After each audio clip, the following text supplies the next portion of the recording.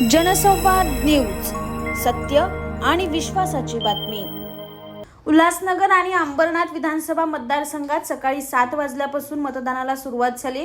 अंबरनाथ इथे 3,74,664 इतके मतदार आहेत, तर उल्हासनगरात 3 लाख एवढं मतदान आहे। अंबरनाथमध्ये 339 मतदान केंद्रावर मतदान पार पडत आहे।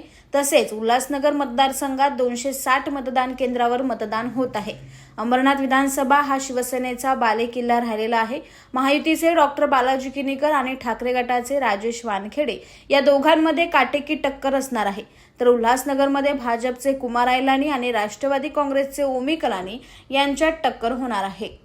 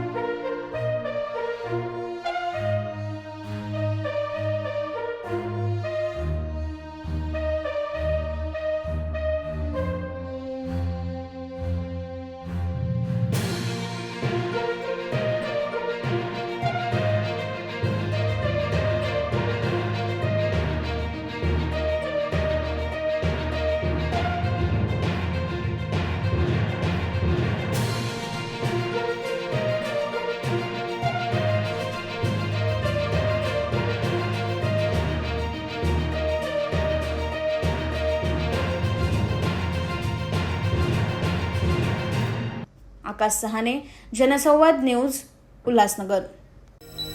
जनसंवाद न्यूज, सत्य आणि विश्वासाची बातमी।